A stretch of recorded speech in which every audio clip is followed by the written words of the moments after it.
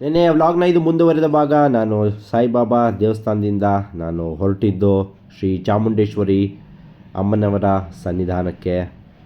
ಈ ದೇವಸ್ಥಾನದ address details ನಾನು ಕೆಳಗಡೆ ಡಿಸ್ಕ್ರಿಪ್ಷನ್ ಬಾಕ್ಸಲ್ಲಿ ಹಾಕಿರ್ತೀನಿ. ನೀವು ಒಮ್ಮೆ ಇಲ್ಲಿಗೆ ಭೇಟಿ ನೀಡಿ ಅಮ್ಮನವರ ಕೃಪೆಗೆ ಪಾತ್ರರಾಗಬಹುದು.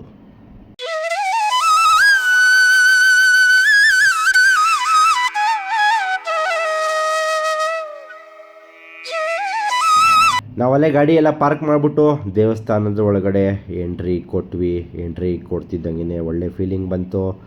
ಅಲ್ಲೆಲ್ಲ ಸುಮಾರು ಕಾಯೆಲ್ಲ ಕಟ್ಟಿದ್ರು, ಹರಕೆ ಕಾಯಿಗಳು.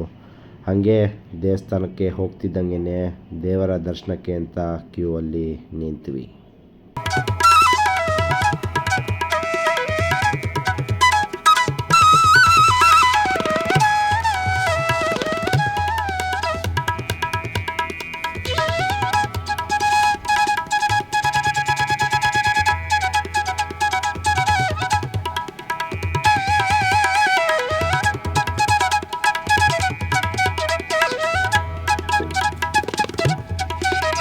ಇಲ್ಲಿನ ವಿಶೇಷತೆ ಏನಂದರೆ, ನೀವು ಇಲ್ಲಿ ಬಂದು ಅಮ್ಮನವರ ದರ್ಶನ ಕೂಡ ಪಡಿಬೋದು, ಹಾಗೂ ಇಲ್ಲಿ ಬಸವಣ್ಣನವರ ದರ್ಶನ ಕೂಡ ಪಡಿಬೋದು.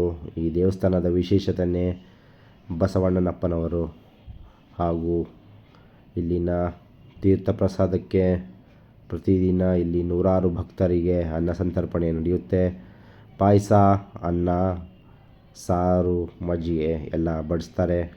ನೀವು ದೇವರ ದರ್ಶನ ಎಲ್ಲ ಮಾಡಿಸ್ಕೊಂಡು ಇಲ್ಲಿ ಬಂದು ಪ್ರಸಾದನ ಸವಿಯಬಹುದು.